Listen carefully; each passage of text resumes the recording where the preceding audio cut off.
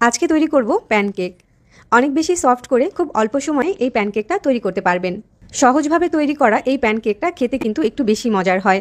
ঝটপট বাচ্চাদের টিফিনে বা সকাল বিকেলে নাস্তার জন্য এই প্যানকেকটা তৈরি করতে পারেন। Recipe same to same follow করলে আপনাদের প্যানকেকগুলো এরকম পারফেক্ট হবে। প্যানকেক তৈরি করার জন্য প্রথমেই হচ্ছে একটা বাটিতে 2টা ডিম ভেঙে নিব। ডিমের সাদা অংশ থেকে কুসুমটাকে আলাদা করে নিব। ডিমের কুসুম দুটোকে আলাদা একটা বাটিতে নিয়ে নিয়েছি। সেই সাথে দিয়ে দিচ্ছি 1/4 কাপ পরিমাণ লিকুইড দুধ। 1 টেবিল চামচ দিয়ে দিব রান্নার তেল, আর 1 টেবিল চামচ দিয়ে দিব চিনি, সাথে 1 চামচের মতো ভ্যানিলা এসেন্স দিয়েছি। এবার ডিমের কুসুমটাকে একটা হ্যান্ড উইক্স দিয়ে খুব ভালোভাবে ফেটিয়ে নিব, যাতে করে কোনো লাম্পস না থাকে। ডিমের কুসুমটা ফেটানো হয়ে গেলে এখানে দিয়ে দিব 1/2 কাপ পরিমাণ ময়দা, 1 চামচ বেকিং পাউডার দিয়ে দিব। এই শুকনো উপকরণগুলোকে এখন চেলে নিতে হবে। এবার শুকনো উপকরণগুলোকে একটা হ্যান্ড উইক্স দিয়ে ভালোভাবে ডিমের কুসুমের সাথে মিশিয়ে নিব। উপকরণগুলো মিশানোর এই সময় এর সাথে দিয়ে দিব 1/4 চা চামচ লবণ। এই মিশ্রণটা দেখতে ঠিক এরকম হবে। এর থেকে মিশ্রণটা যদি বেশি আঠালো হয় সেক্ষেত্রে অল্প একটু দুধ বাড়িয়ে দিতে পারেন।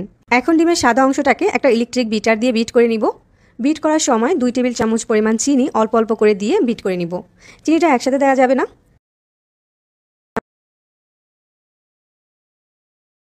ডিমের সাদা অংশটা বিট করতে করতে যখন এরকম ফোম হয়ে যাবে তখন বিট করা বন্ধ করে দিতে হবে।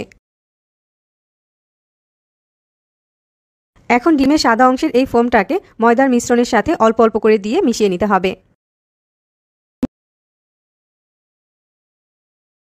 খুব জোরে জোরে আর তাড়াহুড়া করে এই মিশ্রণটা মিশানো যাবে না। একটু সময় নিয়ে আস্তে আস্তে মিশ্রণটাকে মিশিয়ে নিতে হবে, তাহলেই খুব ভালো একটা রেজাল্ট পাওয়া যাবে।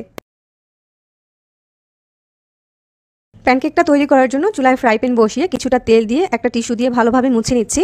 এখন প্যানকেকটা যেরকম সাইজ করে তৈরি করতে চান সেই অনুযায়ী কেকের মিশ্রণটা ফ্রাই প্যানে দিয়ে দিতে হবে। তারপর একটা ঢাকনা দিয়ে ঢেকে দিতে হবে। 1 থেকে 1.5 মিনিট পরে ঢাকনাটা খুলে কেকটাকে উল্টে দিচ্ছি। অপর সাইডটাকেও ঢাকনা দিয়ে ঢেকে 1 থেকে 1.5 মিনিটের মতো জাল করে নিব।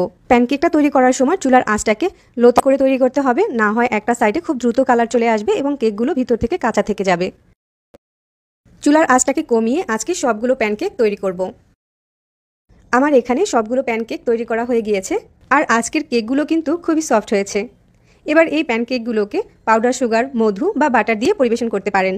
আশা করছি আজকের রেসিপি সবার কাছে ভালো লেগেছে। ভালো লাগলে আমার চ্যানেল সাবস্ক্রাইব করবেন আর ফেসবুক পেজটাতেও ফলো দিয়ে রাখবেন।